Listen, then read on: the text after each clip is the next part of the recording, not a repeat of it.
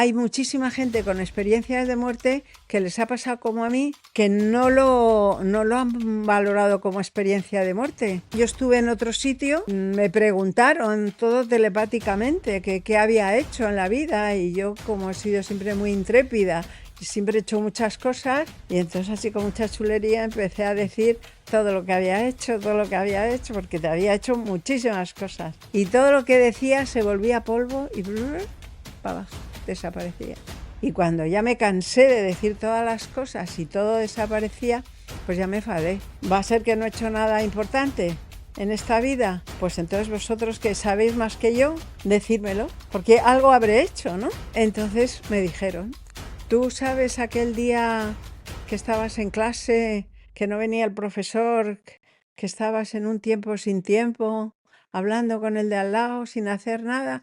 Pues ahí estabas en la eternidad. Bienvenido, bienvenida. Hoy tengo conmigo a María Isabel Eraso, que trabaja en la unidad del dolor en el Hospital San Francisco de Asís, pero ha tenido muchas profesiones a lo largo de su vida. Ha sido enfermera, aparte de médico, también ha sido profesora de universidad, ha tenido una guardería. Bueno, ya nos contará todo lo que ha hecho. Y la primera pregunta que te quiero hacer, María Isabel, es ¿qué tal estás? ¿Cómo te encuentras? Pues me encuentro divinamente. Y contigo, pues, encantada. Me alegro. Isabel, trabaja en la unidad del dolor. Tiene un nombre muy chulo, me parece muy chulo, Sí. unidad del dolor. Quiero preguntarte, la primera pregunta es, ¿qué es el dolor y para qué sirve? Buenísima pregunta. El dolor, según la Organización Mundial de la Salud, que ya sabemos que es del sistema, es una situación displacentera. Punto. El dolor realmente es una llamada de atención. Se nos enciende el pilotito rojo, como el del coche, el aceite, de que algo no va bien en nuestra vida. Como no estamos educados, pues lo que hacemos es romper el pilotito rojo, poner un medicamento que quite el dolor y no arreglar nuestra vida. Entonces, yo lo que hago en la unidad del dolor mía es tratar.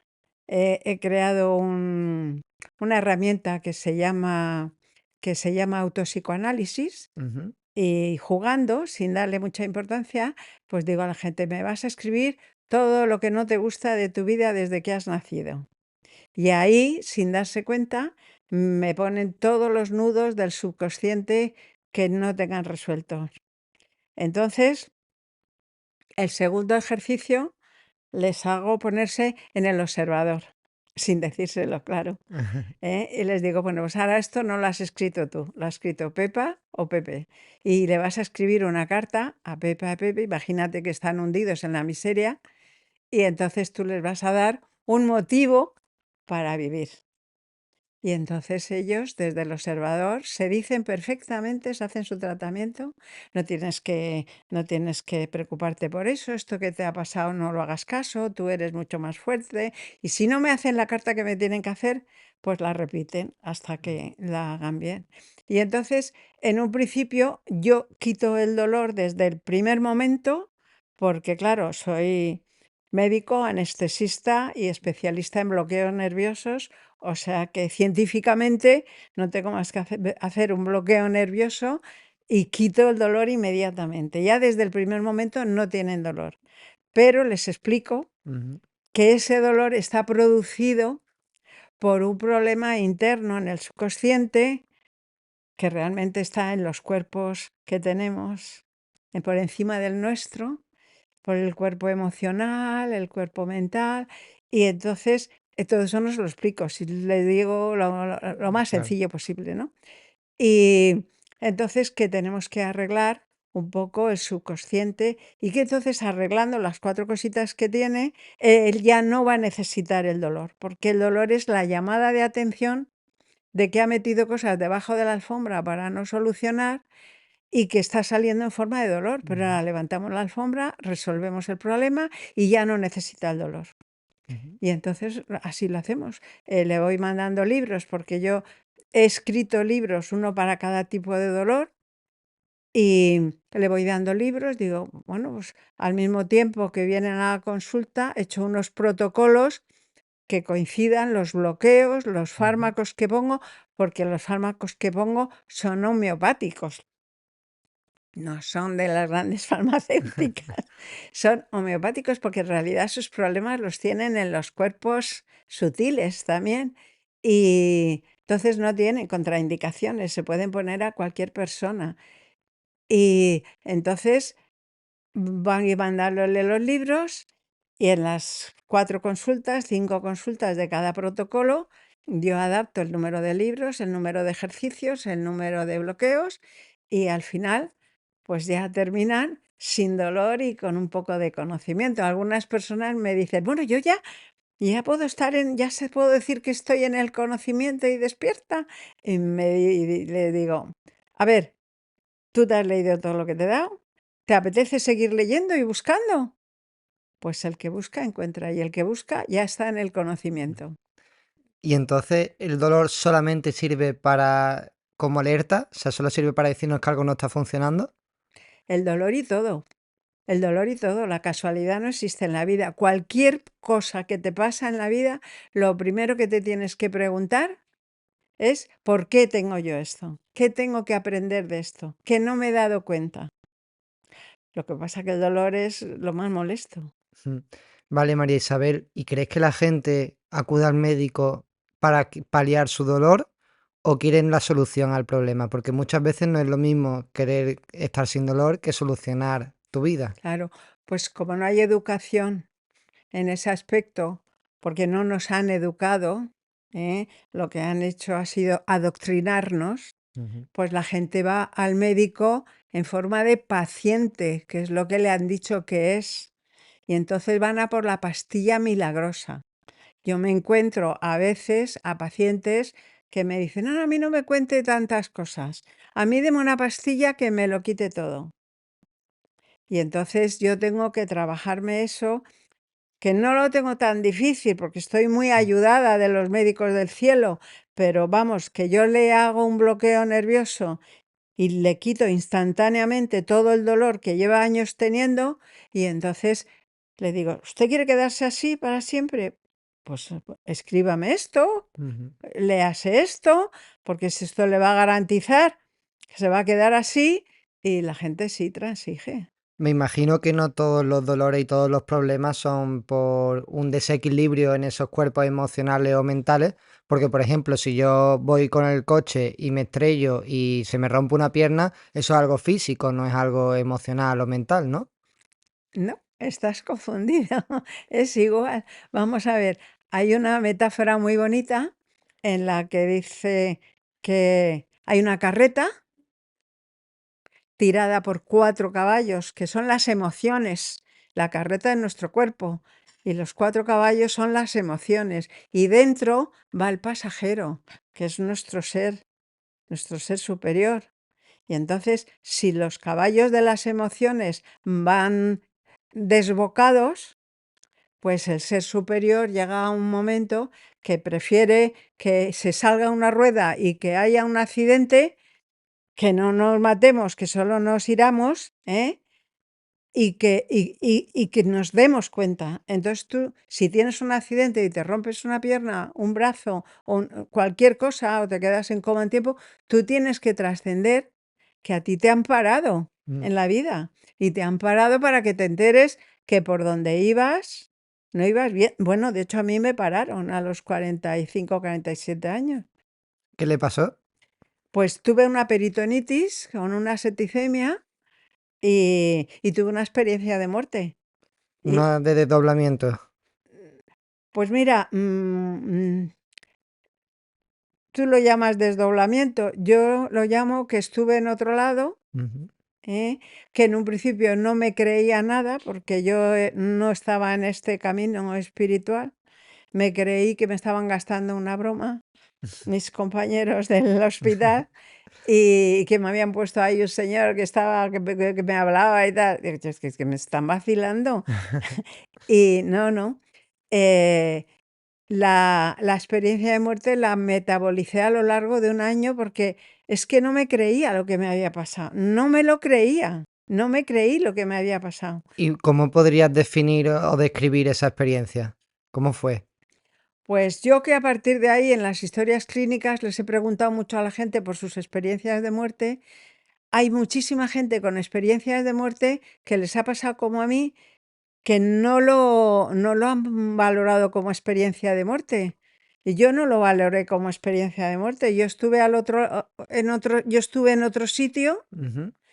y me preguntaron todo telepáticamente que qué había hecho en la vida, y yo, como he sido siempre muy intrépida y siempre he hecho muchas cosas, pues dije: va a ser que esto es el más allá y que me vas a preguntar, pues te vas a enterar". Y entonces, así con mucha chulería, empecé a decir todo lo que había hecho, todo lo que había hecho, porque te había hecho muchísimas cosas. Y todo lo que decía se volvía polvo y para abajo, desaparecía. Para abajo, desaparecía. Y cuando ya me cansé de decir todas las cosas y todo desaparecía, pues ya me enfadé. Y ya dije: hombre, ¿va a ser que no he hecho nada importante en esta vida? Pues entonces vosotros, que sabéis más que yo, decídmelo, porque algo habré hecho, ¿no?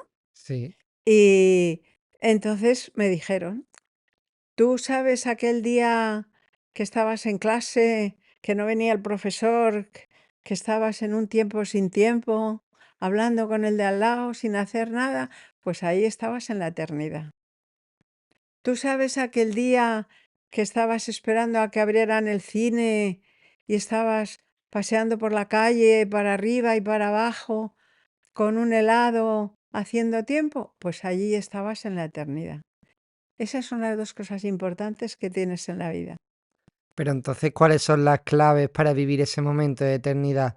¿El vivir el presente? Vivir el aquí y ahora. O sea, cada vez que vivimos el presente y vivimos el aquí y ahora, Estamos en la eternidad. y eso es lo único que contará después de la muerte.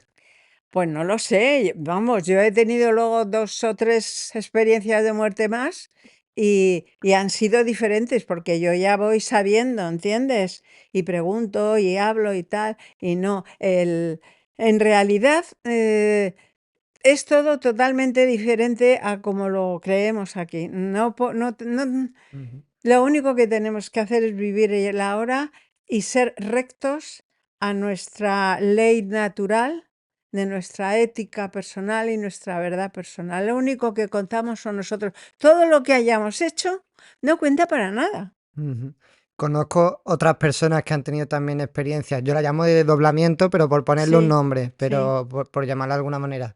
Y cada uno me cuenta que ha vivido experiencias distintas. Por eso, si me claro, lo permite, te quiero sí, preguntar en esas dos otras experiencias que has tenido también cómo fueron, porque, claro, cada vez que me lo cuenta alguien es de una sí, forma distinta. claro, porque cada uno lo cuenta según sus vivencias, porque yo en historias clínicas he tenido unos años que lo he preguntado. ¿Usted ha tenido alguna experiencia? Pues no. Y entonces pregunto yo: ¿pero usted nunca se ha desvanecido? ¿Usted no ha tenido un infarto? ¿No la han operado y ha tenido complicaciones? Y entonces ya sí me cuentan: sí, yo tuve un infarto. Y mientras me estaban resucitando así, yo estaba arriba en el techo y yo decía: pero bueno, si donde estoy es en el techo, me voy a matar. A donde tienen que ayudarme es aquí arriba, no ahí abajo, o sea, pero la gente no se daba cuenta. Ostras. Y yo he tenido otras experiencias, pero ya conscientes. Por ejemplo, pues no sé, yo me he visto en la nada, encima de la espada del arcángel Miguel, tomando decisiones importantes que a lo mejor, aquí abajo no las estaba tomando. Ujú, Y allí, pues, las he tomado y he tenido contacto con seres del bajo astral que me decían unas cosas y otros que decían otras y tal y cual. Sí, yo ya estoy bastante ducha en esos temas. vale, entonces, ya que tienes la clave para tener una buena vida y alcanzar la eternidad en la siguiente, quiero que me cuentes qué tengo que hacer o qué tenía que hacer la audiencia, qué tengo que hacer yo concretamente, voy a ser un poco egoísta, qué tengo que hacer yo para alcanzar esa vida eterna. A ver, esa ya la tenemos. Vamos a ver, todos los que tengamos cuerpo, alma y espíritu, porque la Iglesia Católica dice que somos de cuerpo y alma, pero no es cierto, somos cuerpo, alma y espíritu. Ujú, Y provenimos de la fuente. Nuestro espíritu está en la fuente y somos eternos. Somos viajeros en tránsito eternos. Y realmente lo único que tendrías que hacer es seguir los dictados de tu corazón. Porque todos sabemos lo que está bien y lo que está mal. Lo que pasa que nos ponen o nos ponemos en unas circunstancias en las que para sobrevivir dices, bueno, pues si aquí me han pillado en un gazapo y digo una pequeñísima mentira, a lo mejor salgo de esta situación. Pues ya estás yendo en contra de tu ley natural. Dices que muchas veces nosotros ya sabemos lo que está bien y lo que está mal. Yo hay veces que he dudado muchísimo, ¿eh? Muchísimo. ¿Cómo podemos detectar qué es lo que está bien y qué es lo que está mal? ¿Cómo podemos diferenciarlo? Preguntándose a tu corazón. Vamos, jamás la ley natural te va a engañar. Ahora, tendremos que tener, si vives una vida muy ajetreada y no te permites pensar, no tienes acceso a hacerte esa pregunta. Pero si te permites pensar, pues no te va a engañar jamás, jamás, jamás. Pero ¿cómo le pregunto a mi corazón? O sea, ¿qué ejercicios tengo que hacer? Hacerle una pregunta tipo ¿cuál? Pues mira, oficialmente la teoría te diría que medites, que hagas respiraciones, que salgas a la naturaleza, que, que pares tu vida, pero eso es lo que se dice. Si tú te das un paseo por la naturaleza y de repente te sientes bien, ahí lo preguntas. Pero sobre todo, yo te diría, por no ser tan clásica, ¿eh? Pues que pares. Y puedes parar, porque lo que no tenemos, hay mucha gente que dice, yo no puedo meditar porque empiezo a pensar en cosas y entonces, pero claro, es que la mente no es nuestra. La mente no la puede condicionar la inteligencia artificial y nos la está condicionando y estamos adoctrinados. Mm, Así que tú no te puedes fiar de la mente, te tienes que fiar del corazón, de tu pálpito. ¿Qué pálpito te da? ¿Qué pálpito te da eso? Si tú tienes que tomar decisiones y no te paras a pensar qué pálpito te da eso, pues te van a parar. Vas a tener una enfermedad, un tropiezo, un accidente, algo que te va a hacer parar. Y lo primero que vas a decir, ¿y por qué me tiene que pasar esto a mí? ¿Y por qué se ha tenido que morir mi padre? ¿Y por qué he tenido que tener este accidente? ¿Y por qué he tenido que perder este brazo? ¿Y por qué tengo que tener esto? Pues porque te han parado para que te pares y estés escuchando tu interior, tu- que no hace falta decirlo sofisticadamente, te pongas en meditación y escuches al Dios que hay en ti, que es la verdad. No, no, simplemente decir, ¿a ti qué pálpito te da? ¿A ti qué sale de ti? ¿Qué pálpito te da? Pues eso es, Y según tus experiencias cercanas a la muerte, ¿existe un Dios, una fuente o algo de lo que provenimos? por supuesto, claro, por ¿Y supuesto. es como el Dios personal que dice la Iglesia Católica o es más bien impersonal? ¿Cómo es? ¿Se puede definir de alguna manera? A ver, yo lo tengo muy claro, es la fuente creadora. Es la fuente. Lo que pasa que se le ha llamado Dios y para mí que el nombre se ha desvirtuado mucho, porque el nombre de Dios se ha dado a todos los dioses del Antiguo Testamento, Ujú, Jehová, Yahvé, todos eran dioses, los Elohim, que eran dioses, y todos esos no eran Dios, no eran la fuente, eran viajeros del espacio que vinieron aquí y nos controlaron, pero el Dios por excelencia es la fuente y es el innombrable. O sea, no se debería ni nombrar. Y nosotros ujú, estamos hechos de su energía. O sea, mi energía divina vive en la fuente. Yo hago un símil muy facilito. Yo no sé si tú habrás visto un termómetro de estos antiguos que tenían mercurio. sí. Si tú separas una bolita, Aquí está la bolita grande, la bolita pequeña y está perfecta la bolita pequeña. Pero si tú la acercas lo suficiente, ¡cluc!, la engloba la bolita grande. Pues eso somos nosotros. O sea, nosotros salimos de Dios, de la fuente, y hacemos un viaje a bajar nuestra energía Ujú, hasta la zona ínfero. Eso se ve muy bien en la Cábala, ujú. hacia la zona ínfero, y bajamos nuestra energía hasta olvidarnos de que somos Dios, y luego, eso lo hemos pactado con nosotros mismos, nos vamos a acordar poco a poco de que somos buenas personas, de que somos Dios, de que tenemos parte divina, de que tal, de que cual, y volvemos a Dios. O sea que estamos haciendo este viaje de salir de Dios y volver a Dios. ¿Por qué? Porque Dios es la fuente, el Ensof, y la fuente es la perfección, y la perfección es dinámica, se está destruyendo y construyendo permanentemente, y la estamos construyendo nosotros, que somos Dios, en el camino. Vale, ¿y podemos establecer una relación personal con esa fuente? Sí, claro. Depende de la evolución de cada persona. Si tú todavía no has descubierto que eres parte de la fuente, no puedes tener esa relación personal, pero si ya lo has descubierto, sí. ¿Y por qué la fuente se fragmenta? La fuente se fragmenta para destruirse y volverse a crear, porque la perfección es dinámica, se está creando permanentemente. Todo lo que se para pierde su perfección, no te puedes parar. Tienes que ser dinámico Mm. permanentemente, y la fuente es dinámica.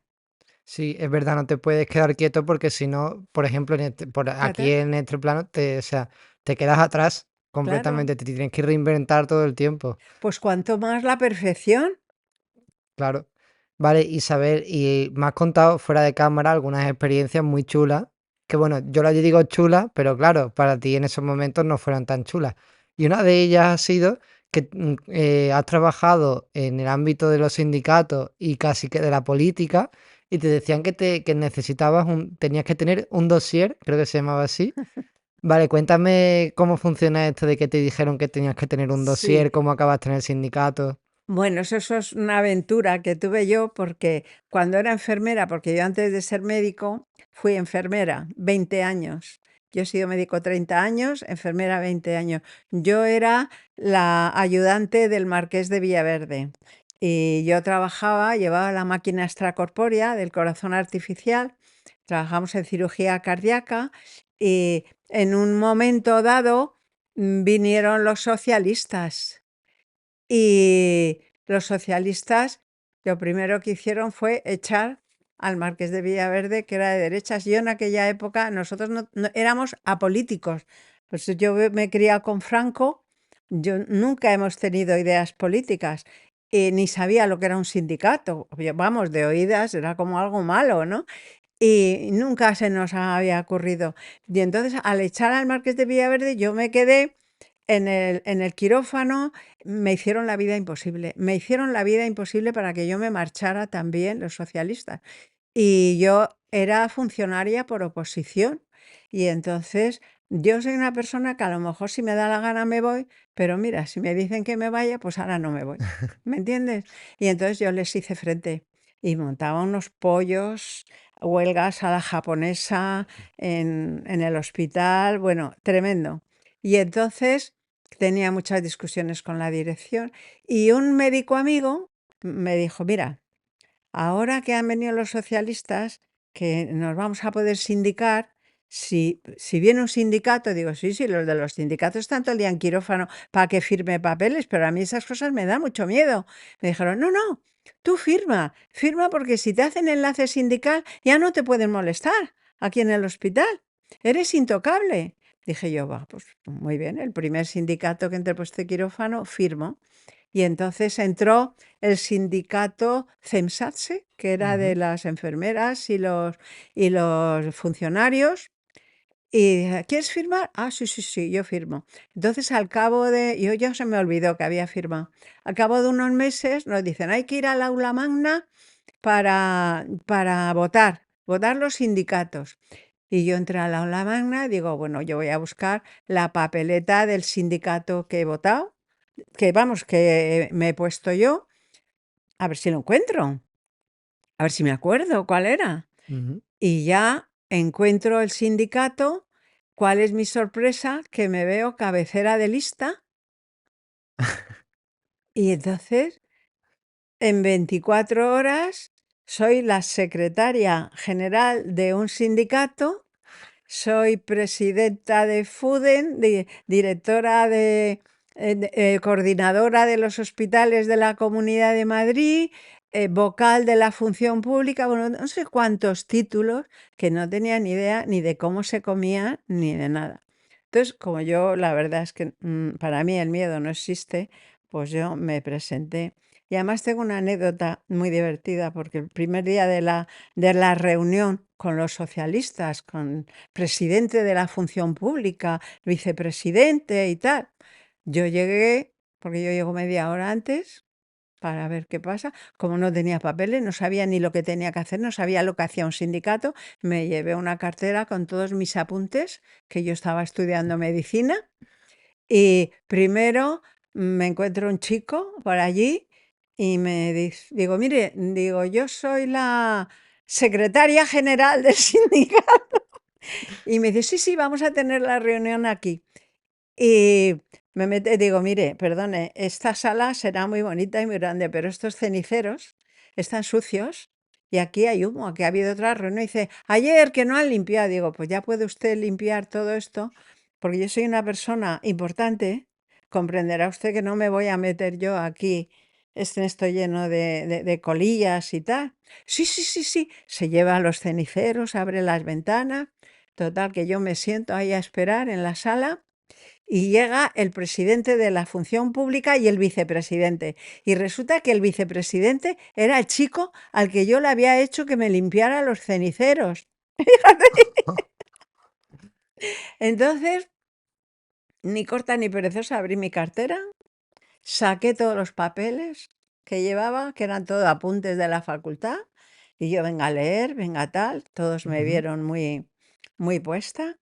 Total, que el sindicato estaba encantado conmigo porque yo era la imagen del sindicato.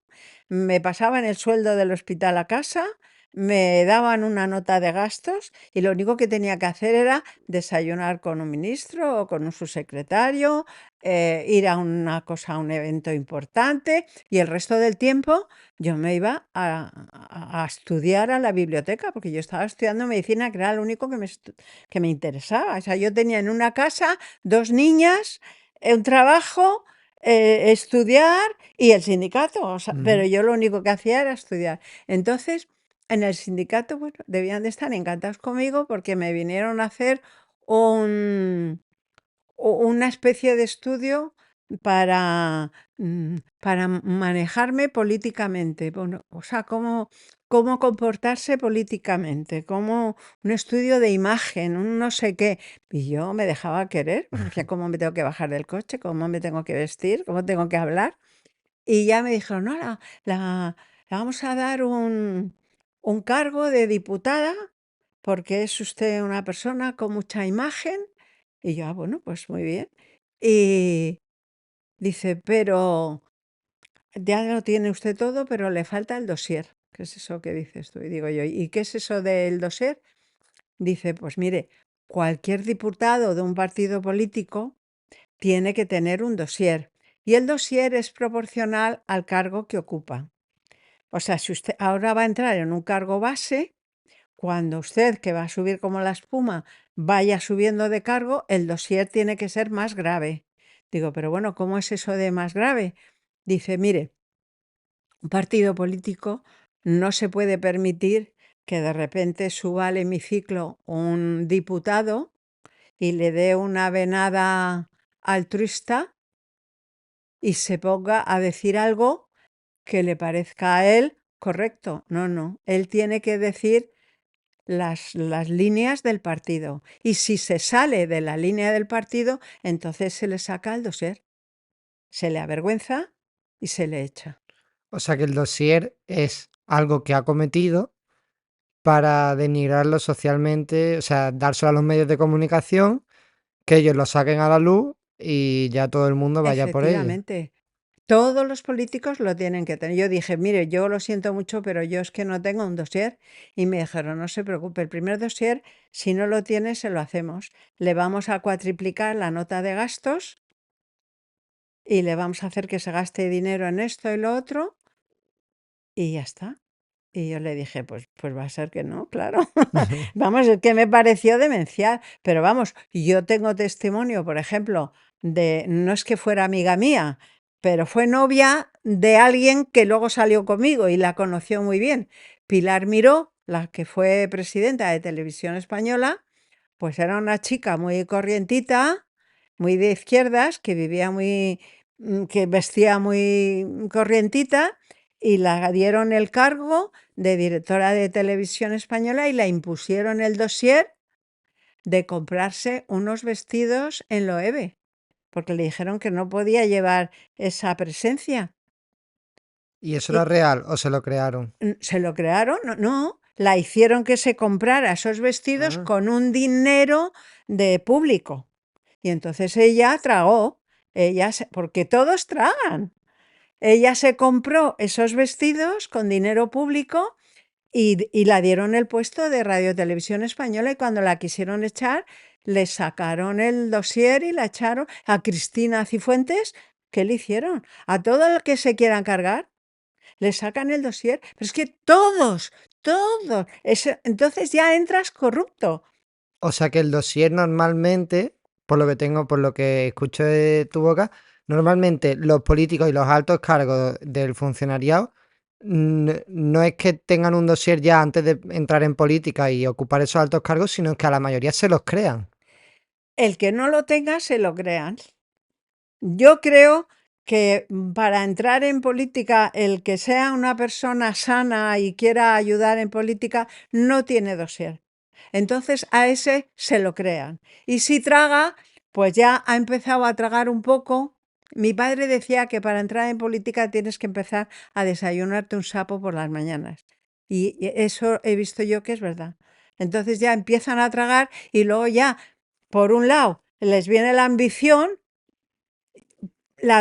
no solo de dinero, sino la ambición de poder. Por un lado, a lo mejor piensan que pueden ayudar políticamente, pero se están casando con el demonio, o sea, porque ya a un cierto nivel ya tienes que vender el alma al demonio, Ujú. porque vamos, en el nivel en el que vivimos, que los líderes, ya se está terminando, pero los líderes mundiales son satanistas Mm. y tienes que vender el alma al demonio, pues ya tienes que transigir, no ya un dossier, ya vas con los pequeñitos a hacer cositas y a hacer sacrificios y ya te hacen la foto.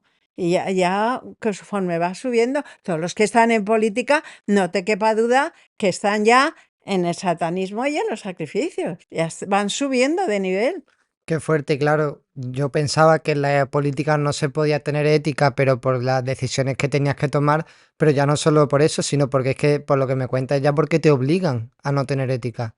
Bueno, te obligan relativamente. A ti te metes en unos fregados que nadie te obliga. Porque a mí no me obligaron. Yo dije que no. No te obligan.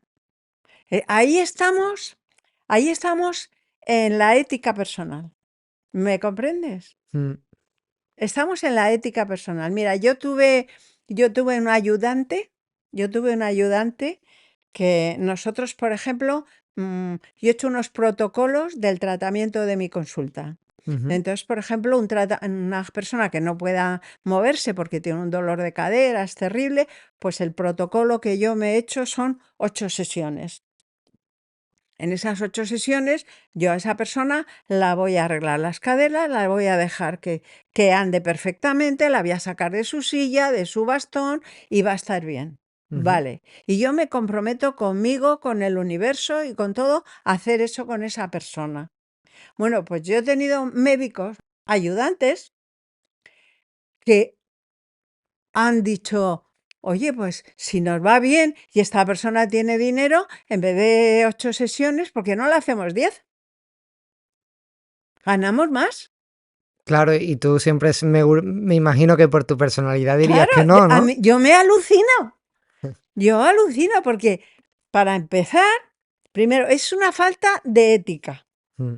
Entonces, Pero a si, eso hay casos así, un hombre, montón. pero bueno, si que tal y como está la medicina, tú vas que tienes un grano y hay médicos que tienen que tener, de los privados, tienen que tener un día de operar y tienen que tener 7 operaciones y el resto de los días consulta. Y si no tienes 7 operaciones para el miércoles, Mm, si tú vas porque tienes un grano, a ti te operan por el grano o te sacan otra cosa. mm. O sea que la ética, hoy en día la medicina, mm, que es en donde me muevo yo, no hay más que ver la ética que ha habido desde la pandemia y en la pospandemia y todo lo que está pasando. ¿Me Mm. comprendes? Que ahí tiene que pasar de todo. Es un tema gordísimo que no tengo mucho interés en entrar porque ya he hecho un documental, ya he hecho todo y ya lo tengo muy, muy, muy dicho. Pero te quiero decir con eso que estamos hablando de la ética y estamos hablando de la ley natural. Ujú. ¿Tú crees que vas a ganar más dinero porque le digas a un paciente que en vez de 5 sesiones le vas a hacer 10 y le vas a cobrar 2 sesiones más? ¿Y tú te crees que ese dinero es un dinero limpio y es un dinero que a ti te va a beneficiar en la vida y que te va a hacer mejor? Es un dinero manchado, es un Totalmente. dinero Mm. que te va a hacer peor. Entonces, si estamos hablando en la política, ¿tú te crees que por hacer un dossier, por tragar y por ser corrupto por aquí, tú te crees que eso te va a hacer mejor? Ayer decía en un programa Pilar Baselga, con todo lo que están haciendo ahora, el trío que quieren formar, Pedro Sánchez, Leticia y Felipe VI, que quieren hacer un trío que se va a llamar Víctor no sé qué, y se van a unir. Pero si ya se han casado de mentira, Ya. si todo es una mentira, ahora esto es una mentira, ¿tú te crees que eso va a mejorar algo, una mentira? No. Todo se tiene que caer, como se está cayendo. ¿Me comprendes? Todo este mundo, toda esta política, esto se cae. Todo esto se cae. Pero aún así, mira que hay evidencias suficientes para ver que está cayendo y que la política actual no mira por el pueblo, sino que son un obstáculo para el pueblo, o sea, que debemos superar nosotros. Hay gente que sigue pensando y creyendo en la política y confiando en los políticos, confiando que no tienen malas intenciones. O sea que hay mucha gente todavía que yo la veo que no está viendo todo este cambio, Claro, no es pero es que, consciente. vamos a ver, nosotros tenemos que crecer espiritualmente. Tenemos que despertar.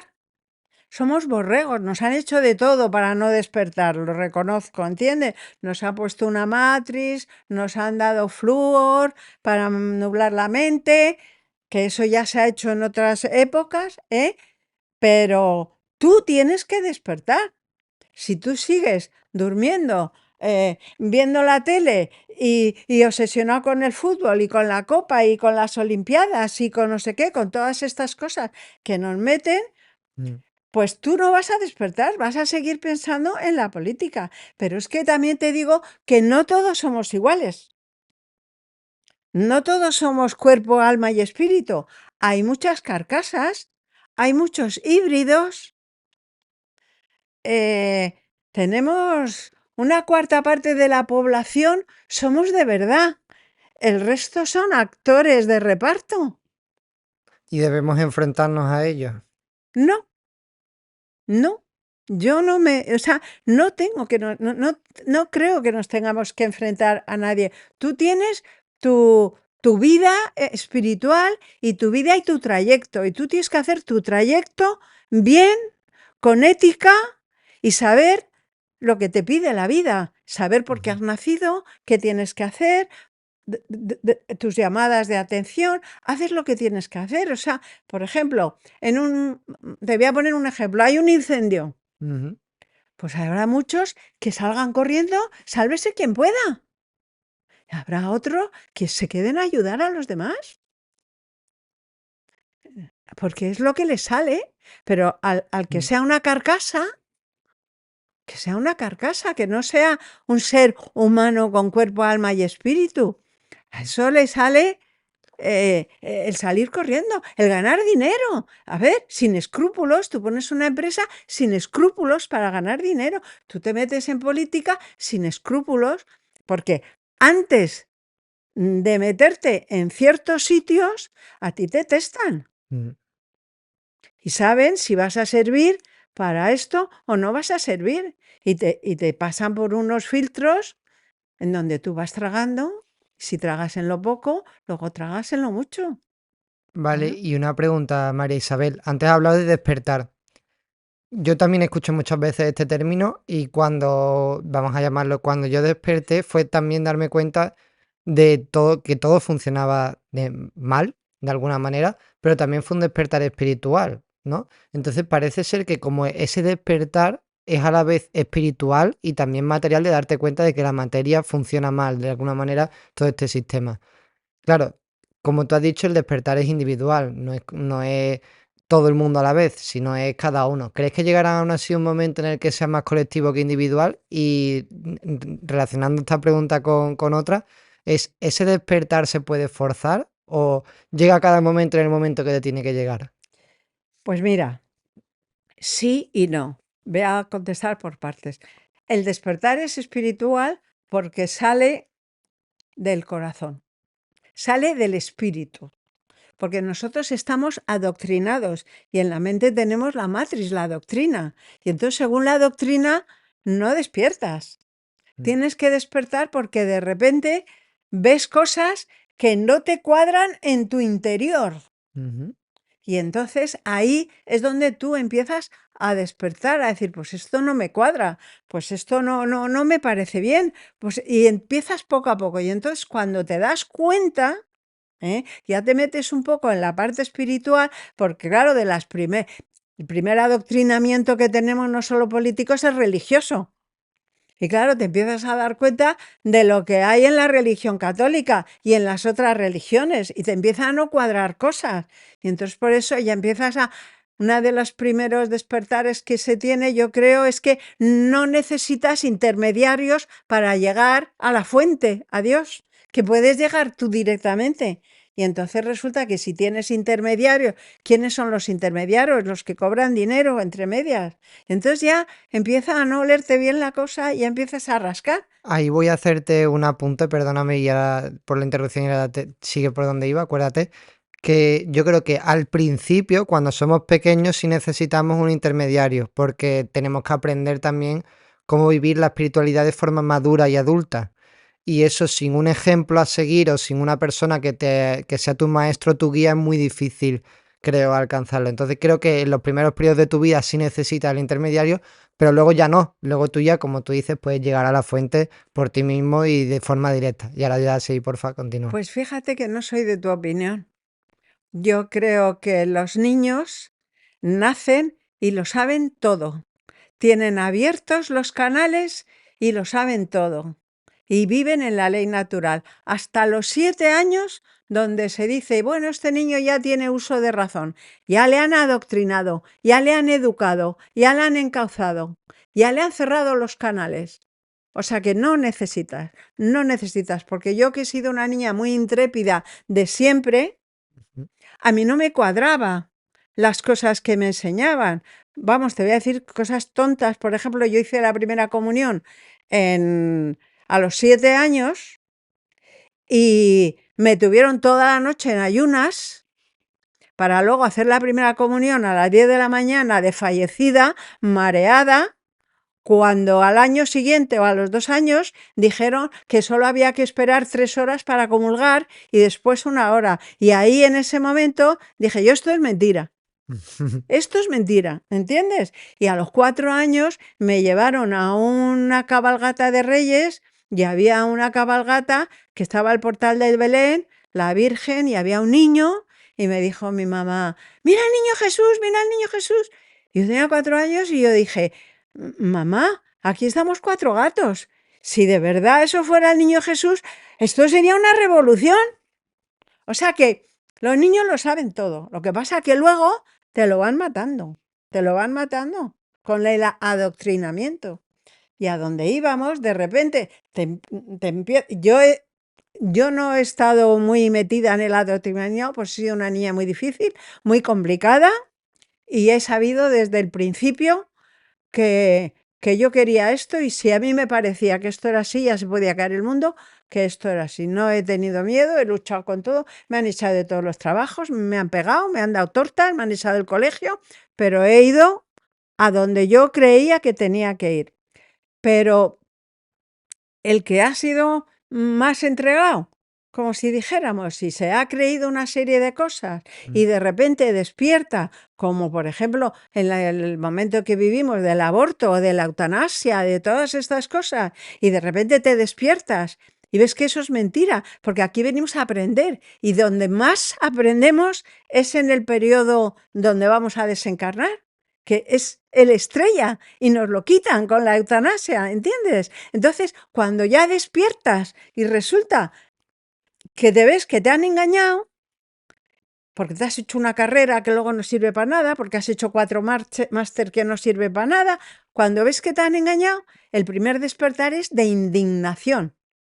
Yo el otro día he visto un programa tuyo que estabas hablando con un chico de estos de la han organizado la Quinta Columna, que estaba indignado, y a mí me estaba haciendo gracia, porque digo, ese es el primer despertar, que estás indignado de cómo te han engañado, de cómo te han vacunado, de cómo te han obligado, de cómo te han hecho todo, y ahora te estás dando cuenta de lo que te han hecho, del que no tiene remedio, y has sido un borrego y estás indignado. Mm. Bueno, pues eso luego tiene un proceso que te desarrollas más, y ya desarrollas el amor, porque eso tú tienes que trascender. ¿Por qué me han engañado?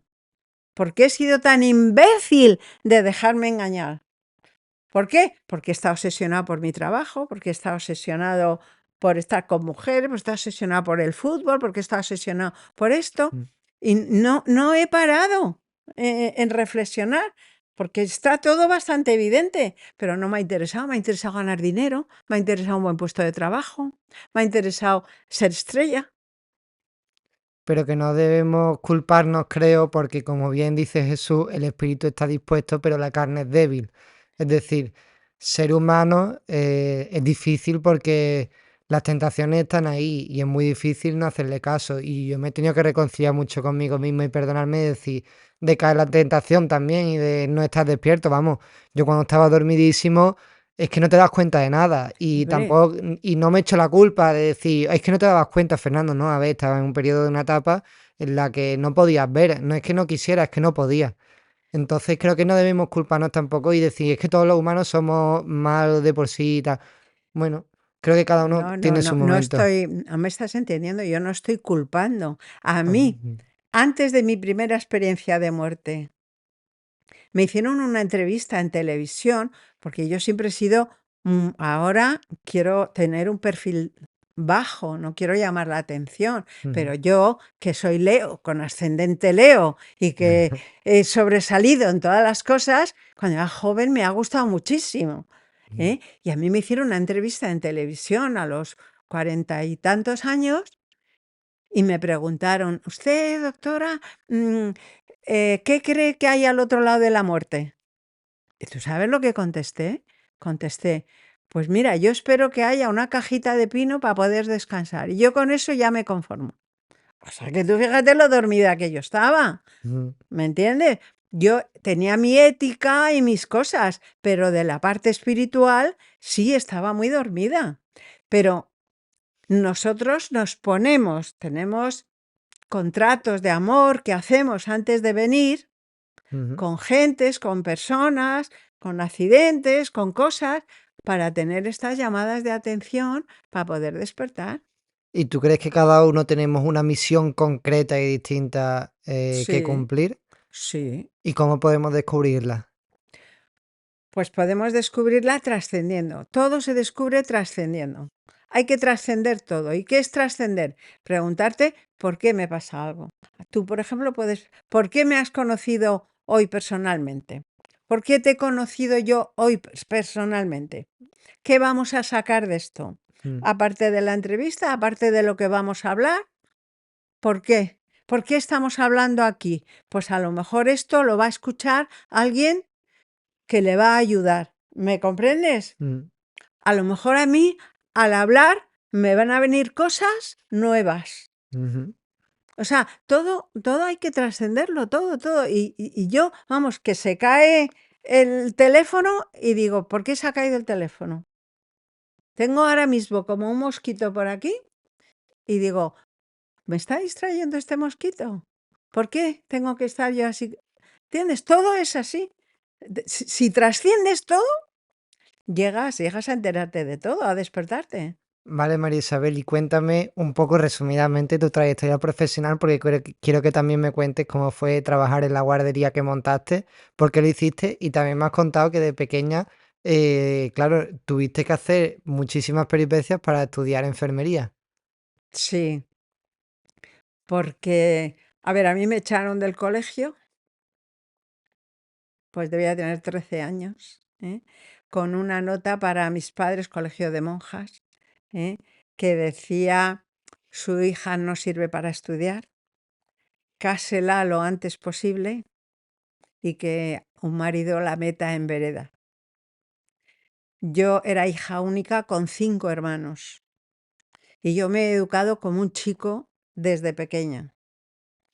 Y era muy bruta, yo me he pegado, ellos me pegaban, yo me pegaba, mi padre nos pegaba bofetadas a todos, o sea que yo me he educado en una vida dura, ¿no? Y de repente, pues mi familia me dice que no, que ahora tengo que ser una señorita y tengo que prepararme para casarme con un diplomático y que entonces me mandan a refinarme a una escuela hogar, a aprender a cocinar, aprender corte y confección, economía doméstica, no te digo más, que nos enseñaban a planchar camisas, unas camisas, nos arrugaban una camisa de popelín y las monjas nos las enseñaban a planchar y nos decían, señoritas, ¿ustedes creen que tienen derecho a que el día de mañana, cuando estén ustedes casadas con un hombre importante, que tendrá reuniones importantes, ese hombre importante va a estar incómodo porque ustedes le han hecho una arruga en su camisa? ¿Quién son ustedes para hacerles la vida más desagradable a un hombre importante casados con ustedes? Y nosotras, bla, bla, bla, bla, bla, planchando camisa. Bueno, yo salí de ahí, te puedes imaginar, de esa educación. Y entonces yo quería estudiar lo que fuera, pero mi padre dijo que no, que mis hermanos ingenieros y yo quitaba una de las muchachas que había y me ponía a llevar la casa y así aprendía. Y entonces me escapé de casa siendo menor. Tuve muchos problemas. Al final me recogió mi abuela y yo le dije a mi abuela, a ver, abuela, si yo, por ejemplo, estudiara enfermera, que me voy a poner una toca blanca y voy a estar guapísima y voy a conquistar a un médico muy importante, ¿tú me pagarías esa carrera? Y eso les pareció bien. Y entonces me pusieron a estudiar enfermera con un permiso especial porque tenía 16 años en aquella época. Y, y nada, yo, que no servía para estudiar, como me gustaba eso, sacaba matrícula de honor en todo. Y entonces me hice enfermera, jovencísima, y me puse a trabajar como enfermera. Y mientras tanto, yo estaba de enfermera, todavía estaba en el equipo de gimnasia, porque yo como era un marimacho también de pequeño, pues todos mis hermanos vivíamos al lado del Estadio Santiago Bernabéu de Madrid, pertenecíamos al equipo del Real Madrid, al equipo de gimnasia deportiva, y entonces yo hacía paralelas, barra de equilibrios, manos libres, saltos de potro, y fui campeona de España de gimnasia deportiva. ¿Con cuántos años? Pues desde los 7, 8 años hasta los 15, 16, que ya a los 17 iba a los campeonatos un poco, no ya a ganar, sino a ser el aplomo de las nuevas figuras que venían. Y luego ya cuando fui mayor, para no pude llegar a las Olimpiadas porque perdí en los campeonatos de Europa, Ujú. pero si no hubiera podido. Pero tampoco era mi finalidad, que ya empezaba a estudiar enfermera y me gustaba más. Entonces ya me dediqué a saltos de trampolín y después a natación, que lo podía compaginar con lo de enfermería. Y entonces no sé la pregunta qué era. Ah, no, la pregunta era que sí, que me comentaras un poco un resumen de tu trayectoria profesional. Y claro, sí, ibas por la Sí. enfermería. Luego ya terminé la carrera de enfermera, trabajé de enfermera. Empezamos cuando se abrió La Paz, el Hospital de La Paz, no había enfermeras y las primeras enfermeras que llenaron el Hospital de La Paz, pues fuimos nosotras, las de enfermeras de San Francisco de Asís, que yo estudié en la escuela de San Francisco de Asís, y luego las enfermeras de Salus. Y entonces trabajé de enfermera y luego ya como me quería casar, pues ya me casé. Y me casé con un señor que estaba estudiando medicina, no con un médico importante. Y yo trabajaba, le pagaba la carrera y terminó la carrera de medicina. Y luego ya nos fuimos a Argelia, que era el único sitio del mundo donde pagaban bien a un médico porque no teníamos para vivir. Nos fuimos a Argelia a poner todo el tendido telefónico en el desierto. Como él tenía mucho miedo, yo iba a su lado, siempre era un recién terminado la carrera y yo llevaba ya 15 o 20 años casi de enfermera, tenía mucha, y encima no tengo miedo, o sea, me Mm. había metido ya en política, ya había metido en política, ya había hecho de todo. Y entonces dijo, no te preocupes, que yo cogemos la avioneta y vamos por el desierto recogiendo heridos y nada, fueron unos años muy divertidos, que luego ya vine aquí y me puse a estudiar medicina. No, antes de estudiar medicina yo quise tener los hijos, lo que me has preguntado de la guardería. Yo creo que una mujer, si quiere tener hijos, tiene que parar un poco su carrera de trabajo y dedicar unos años a los hijos para disfrutarlos. Y entonces lo que hice fue, dejé de trabajar de enfermera y monté una guardería. Ujú. Montando la guardería, tuve a mis hijos y los cuidaba, a mis hijos, junto con todos los demás de la guardería y más personal. Y yo tuve la guardería hasta que mis hijas fueron al colegio. Y cuando ya fueron al colegio, yo empecé a estudiar medicina, me divorcié y entonces ya me quedé sola con las niñas, sin marido, sin pensión, con mi sueldo de enfermera, estudiando medicina y con las discusiones políticas, eso que te he explicado antes, y bueno, y salí adelante. Tardé en estudiar medicina, tardé en la carrera casi 10 años, ¿eh? Hombre, después todo lo que tenías que hacer, cuidar de tu hija Sí, y llevarlo del tema político y tal, y del sindicato. sí. Vamos, ¿de dónde sacaste la fuerza? Porque me imagino que eso Hacía luego te de todo pasaría porque fácil. no tenía dinero. Además, en aquella época, en la época de política, fue cuando me metí ahí y ahí sacaba un poco más. Pero yo en la facultad había chicas argentinas expatriadas que las habían torturado y en la cárcel y que se habían venido a España y no tenían dónde vivir. Me las traía yo a vivir a casa Mm. y a cambio me ayudaban a limpiar la casa, me ayudaban a pasar los apuntes. Unos días íbamos a clase unas, otro día otras, y así me fui manejando y así me hice médico. ¿Y no te pasó factura esa etapa? Nada, nada, yo he sido muy fuerte. ¿Sabes qué pasa? Que yo he sido muy, muy fuerte, muy intrépida y nunca he tenido miedo. Y yo me he creído que todo el mundo era igual, porque yo Ujú. nunca me he fijado en los demás. Nunca he sentido envidias, ni a ver cómo lo hace ese. Yo iba a lo mío, a mi búsqueda personal. Y entonces a mí no me ha parecido que lo mío fuera tan impresionante. Era lo Ujú. mío y ya está. Y no. no me ha parecido que fuera mucho. Qué bueno. Oye, impresionante, ¿eh? Claro, ya te estaba comentando antes que yo he tenido una vida muy disciplinada de pequeña. O sea, cuando éramos pequeños era a bofetada limpia con mis hermanos. En el colegio de monjas, terrible. En el gimnasio eran 4 horas de entrenamiento diarias, Mm. más los festivos que eran 6 horas de entrenamiento. Si tú estabas agotada y tirada en una colchoneta, porque estabas agotada en las paralelas, te pegaban un empujón y decían, pues ahora te subes a la barra y haces 3 mortales. O sea que teníamos, y si te caías y te lesionabas, o los callos de las paralelas, tenías la mano en carne viva, súbete a las paralelas y te aguantas. Te haces pis en las manos y para arriba. Ostras. Entonces, yo he tenido una vida muy dura. Entonces, a mí tener la vida dura me es lo normal. Ujú. No me llama la atención.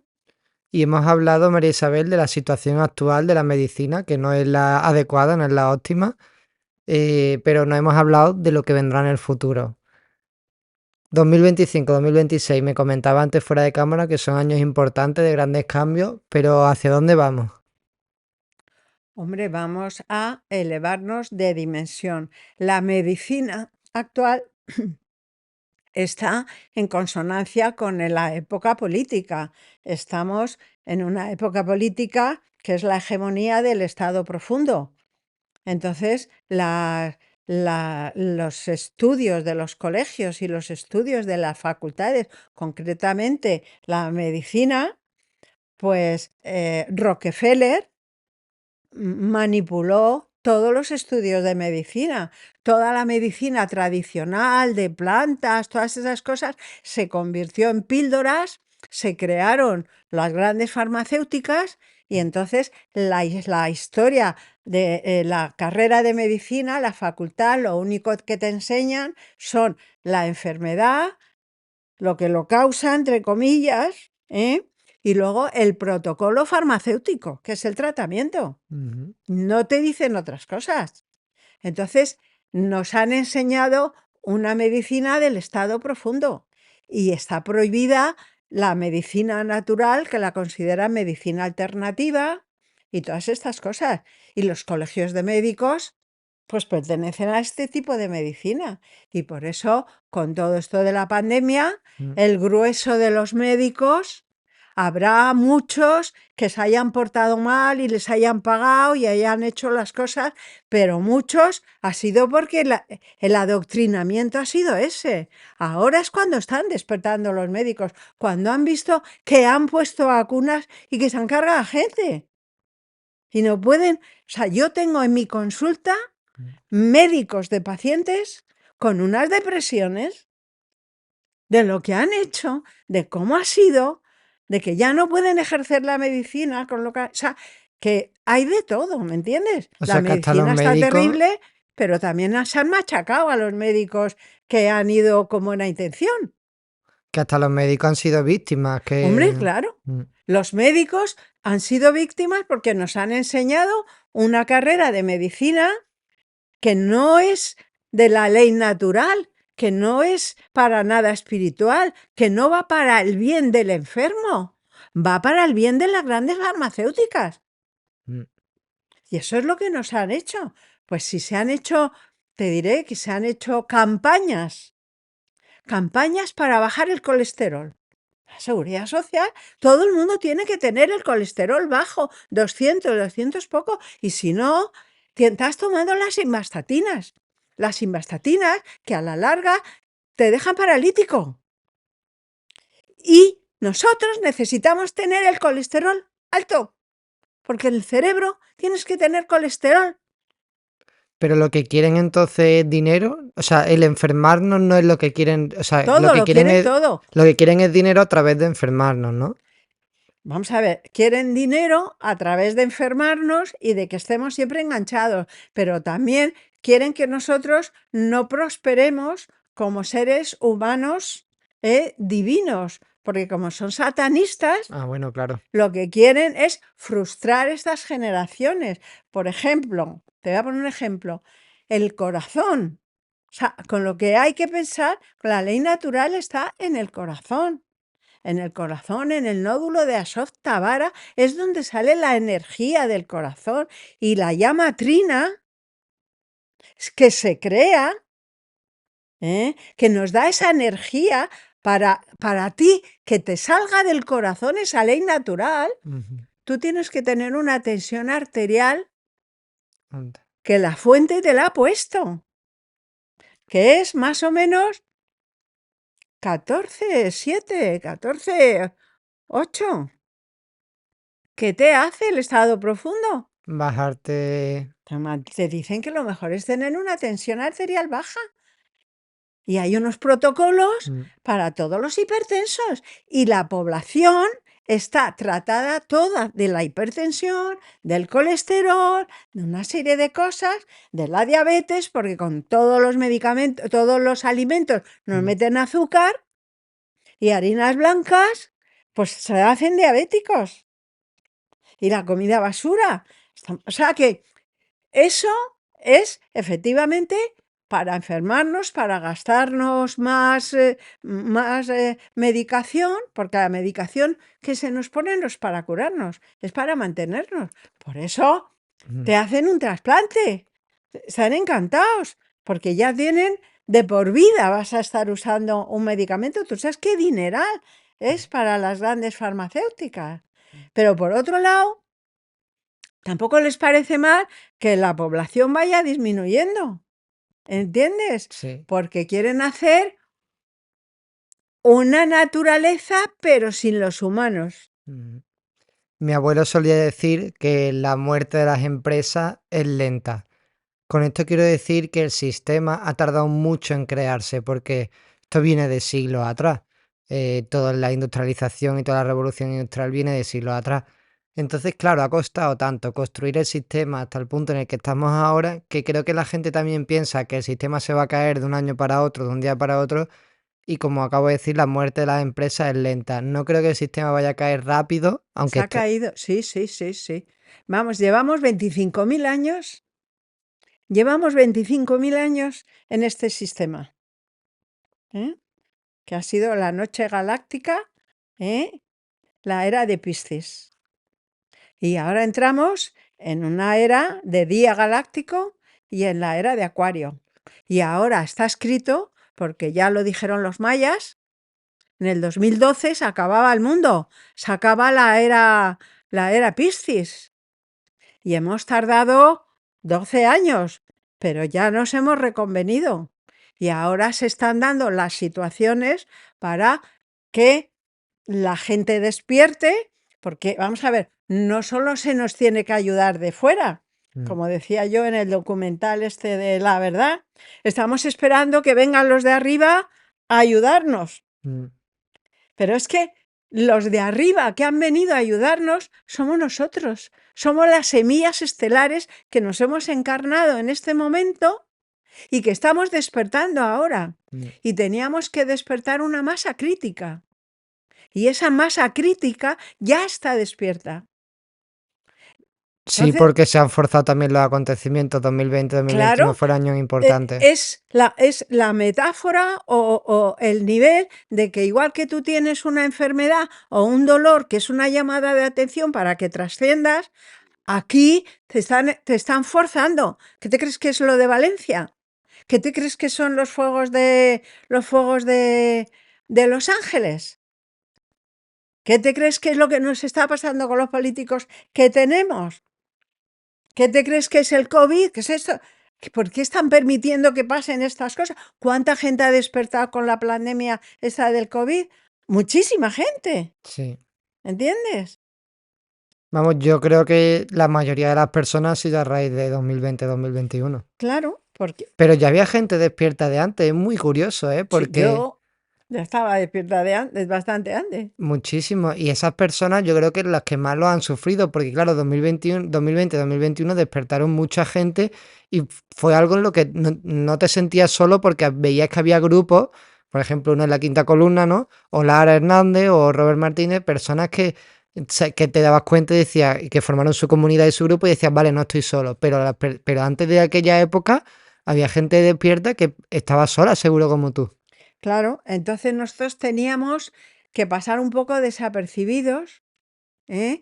Y no dar mucho el cante, porque te cortaban la cabeza. O sea, yo sí digo lo que hago dentro de mi consulta, a mí me echan, Mm, porque yo hago la parte médica oficial y con mucha ética. Por ejemplo, un detalle tonto.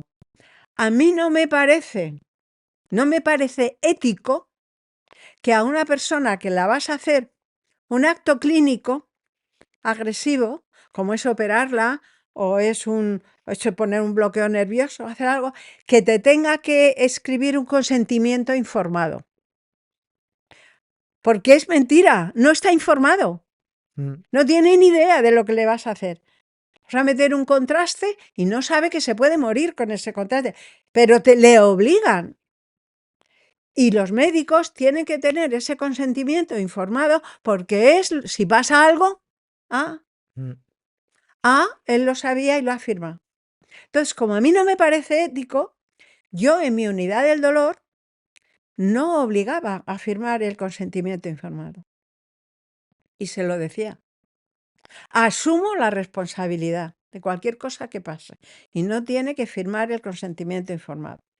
Bueno, una vez tuve un juicio que no tenía ninguna razón el enfermo, el paciente, pero fue suficiente para que saliera a la luz en el hospital que yo no obligaba a la gente a firmar un consentimiento informado.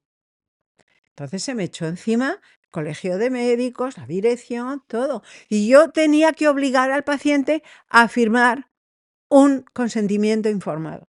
Y entonces tuve que hacer un consentimiento informado y lo que he hecho de consentimiento informado es dos fotocopias, una para el paciente y otra para mí. Todo lo que le voy a hacer, cuándo se lo voy a hacer, para qué sirve, cosas buenas que le pueden pasar, problemas que puede tener. Y al final, mi firma, mi teléfono privado, por si necesita cualquier cosa y que me hago responsable. Eso lo firma él y lo firmo yo. ujú. Él consiente que se lo haga y yo consiento que me puede llamar y que soy la responsable. Eso es lo que éticamente creo que puede ser el consentimiento informado. Pero no es lo normal. Mm, ¿Me comprende? mm. Isabel, ¿qué mensaje le dejarías a la audiencia?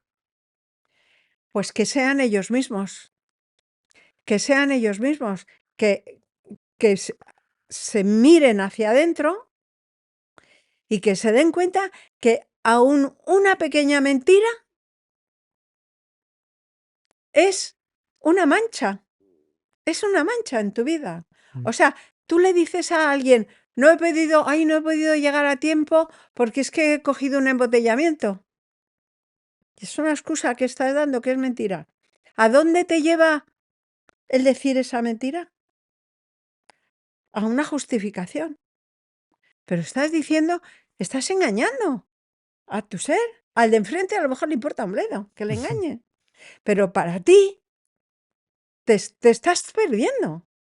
Y te pierdes con esa mentira tan tonta y luego las mentiras van agrandándose. Claro, pero ¿sabes también lo que pasa con eso, Isabel? Es que hay veces que dar una explicación tardan mucho en hacerlo, ¿no? A mí hay veces, muchas veces que me han preguntado, oye, ¿y por qué haces el podcast? Y para eso tendría que contarle toda mi vida, porque, claro, hay que entender los matices para entender ciertas cosas.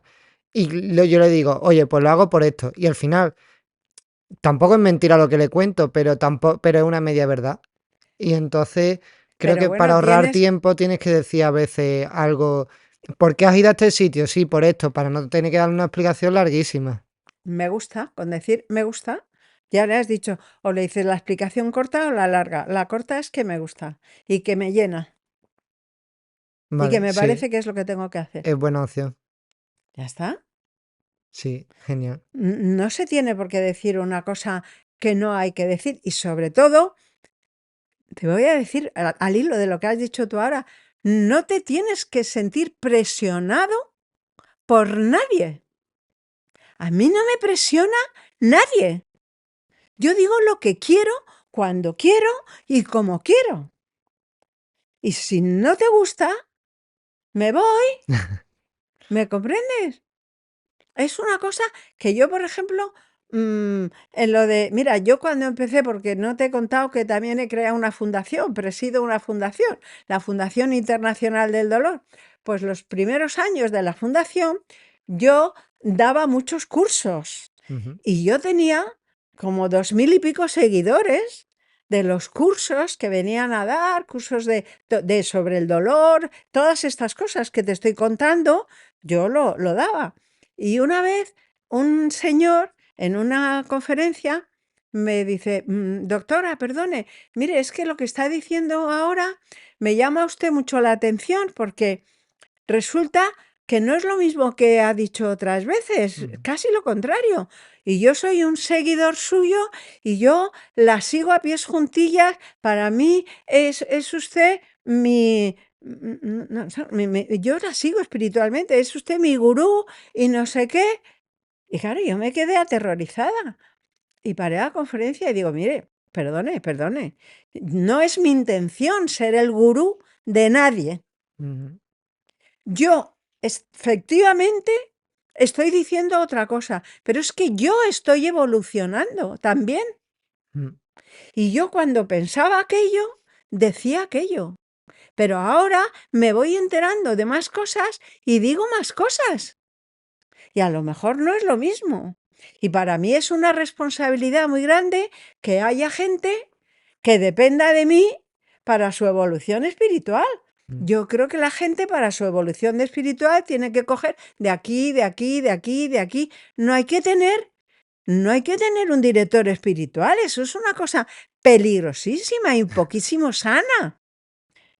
Entonces dije yo, voy a escribir los libros, porque creo que el mejor gurú es un libro, que tú lo coges y cuando no te resuena, lo tiras y ya no me gusta, no tienes ningún compromiso. Ujú. Entonces, yo creo que tener seguidores no es sano y que tener un gurú y un padre espiritual y un líder espiritual y un grupo de estos que está liderado por alguien, eso es insano absolutamente. Yo nunca he podido estar en un grupo. En un grupo. Si estoy en un grupo, soy la líder. Y si soy la líder, soy una líder que no soy, o sea, lo que yo digo no va a misa. Claro, pero María Isabel, porque tu perfil es de líder, pero como decía mi abuela, en la vida hay motor y hay vagones, o sea, hay gente que necesita ser seguidor, pero porque es lo que esa persona también ha venido a un poco a hacer, o sea, no puedes estar tan adelantada como tú, porque, vamos, yo te veo a ti una persona súper valiente, súper echada para adelante, como tú dices, sin miedo, pero eso también es porque eres así Bueno, tú, he pero hay nacido muchas así, personas soy que no son Leo con así. ascendente Leo. O Claro. sea, que soy arrolladora. Claro, Claro. entonces tu perfil es de líder y es súper necesario las personas como tú, porque son las que luego, yo creo que tú necesitas tener seguidores, porque la gente tiene que aprender de ti. Pero yo, por eso, mis seguidores no están atados a mí, ni los conozco. Ujú. Yo he escrito, como ves ahí, por lo menos 15 libros. Pues que se lean libros. Hay como 27 conferencias mías en YouTube.